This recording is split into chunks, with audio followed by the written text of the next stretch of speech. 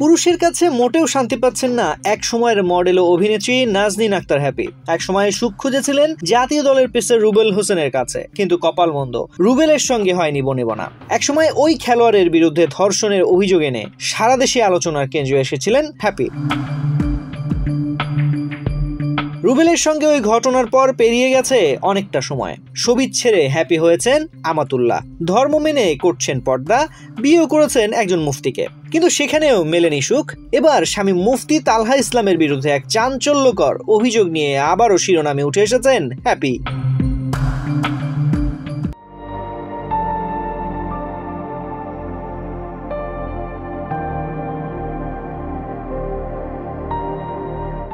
স্বামীকে মডেলের বর্তমান অভিযোগের ভয়াবহতা যেন আরো গভীর, আরো বেদনাদায়ক। হ্যাপির দাবি, তার স্বামী মুফতি তালহা ইসলাম একজন সিরিয়াল বিয়েবাজ, 9টি বিয়ে করেছেন তালহা।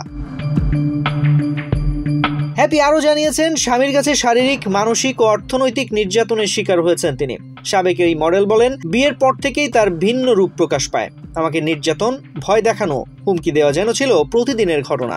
কখনো কোটি টাকা দাবি, কখনো সন্তানকে চিরতরে কেড়ে নেওয়ার ভয়। এতদিন সহ্য করেছি, কিন্তু আর না, এবার আমার শেষ যুদ্ধ।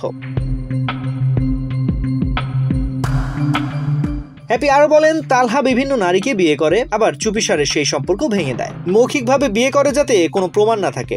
একের পর এক নারীকে এই ফাঁদে ফেলে তার জীবনকে তছনছ করে চলেছেন। আরো বিস্ফোরক তথ্য জানিয়ে হ্যাপি বলেন, মামলা করার পরদিনই তালহা লোকজন নিয়ে এসে প্রায় 50 থেকে 60 লাখ টাকার ব্যবসার মালামাল সরিয়ে নেন। এরপর শুরু হয় মামলা তুলে নেওয়ার জন্য নিয়মিত হুমকি।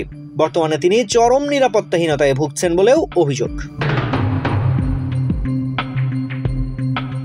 নিজেকে অনেকটা একজন বন্দী নারীর জীবন বলে উল্লেখ করে হ্যাপি বলেন, আমি চাইছিলাম সম্মানের সঙ্গে জীবন কাটাতে, কিন্তু যখন দিনরাতের পার্থক্য ভুলে গেছি, সন্তানকে নিয়ে উদ্বেগে থাকি, তখন বুঝেছি এই নীরবতা আর চলবে না।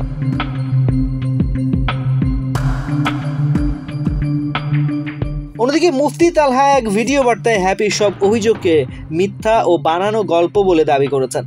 তিনি বলেন, ও ইচ্ছা করে নানা রকম নাটক করে, যখনই আমার কাছ থেকে কিছু টাকা নেয় তারপরই তালাক চায়। আমি বুঝতে পারি পুরো ব্যাপারটাই আগে থেকে সাজানো।